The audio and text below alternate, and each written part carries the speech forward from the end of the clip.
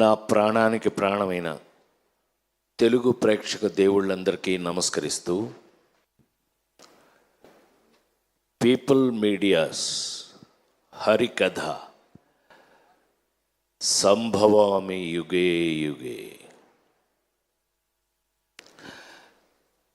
ఏమండి, 47 ఏళ్ళు దాటి 48వ ఏట్లోకి ఎంటర్ అయ్యాను నేను. 48th year of cinema.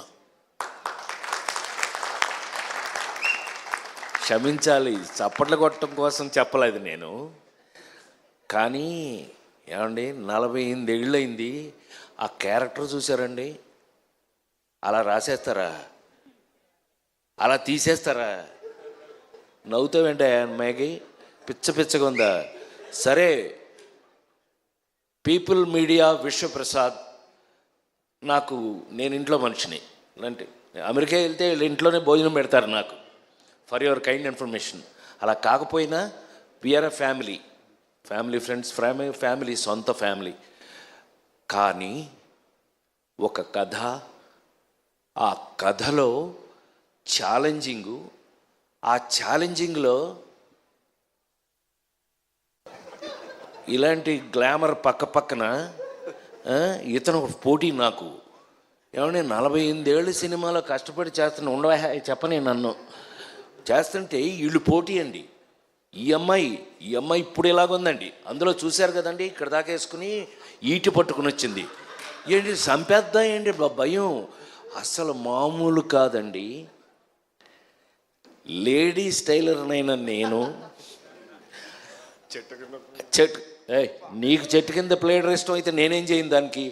Ahana పెళ్ళంటి నుంచి చెట్టు కింద ప్లేడర్ల నుంచి ఏదో నా బతుకు నేను బతుకుతుంటే ఆ నలుగురు దగ్గర నుంచి మార్చారండి గేరు మార్చి కొడుతుంటే ఈ రోజున హరికథ ఫస్ట్ కంప్లైంట్ చేసి తర్వాత మంచిలోకి వెళ్తాను నేను.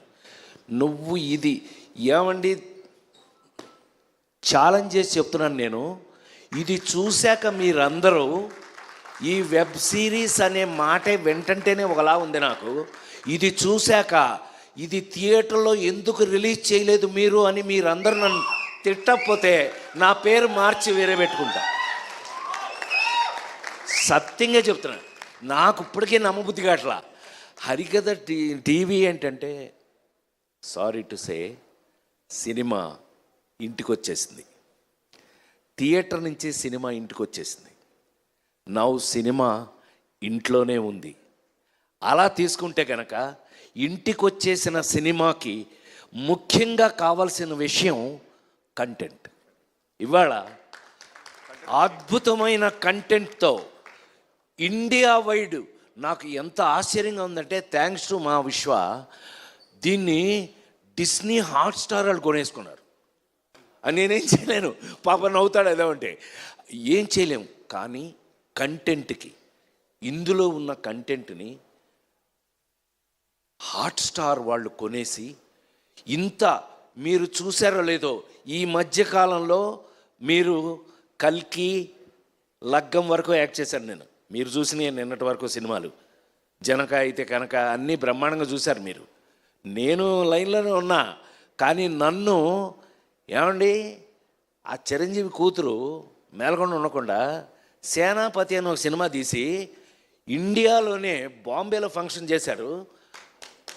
Best performer of the year award ఇచ్చారు నాకు. నన్ను ఎందులోనూ వదలట్లేదు. అందుకని నేను ఎక్కువ అంతకంటే మాట్లాడకుండా ఈవేళ డిస్నీ హాట్స్టార్లో హరికథ సంభవామి యుగే యుగే. 48 సంవత్సరాలుగా ఇండస్ట్రీలో కంటిన్యూ అవ్వడం it's not a joke. As usual it's not a joke. 48 years నేను ఇంకా పనిచేస్తూ నా కోసం. ఇందాక కొన్ని ఫోటోలు చూడండి, వాడు ఏంటి, వాడు నీ దెబ్బ ముసిలి నీకెంత పోరా అని అనలేం. రంగాచారి మరి ముఖ్యంగా ఒక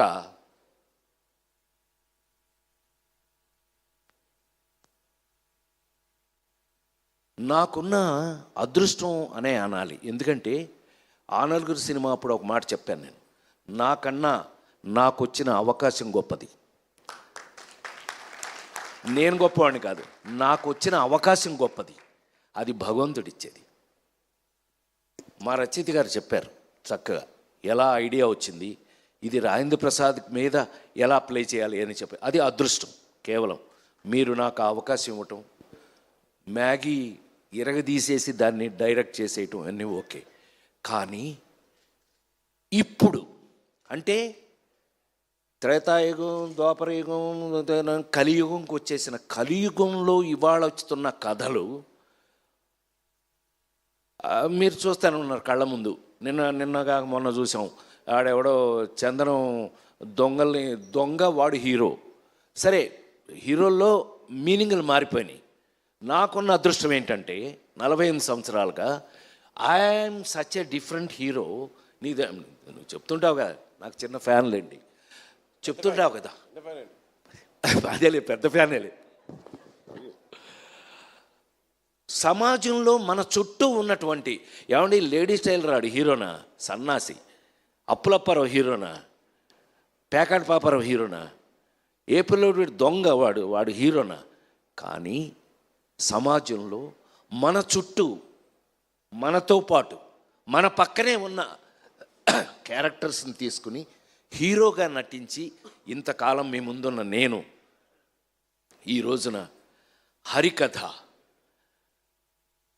నేను ఎప్పుడైనా నమ్మకం ఉంటే మీరు నమ్ముతారు, నాతో చూస్తారు.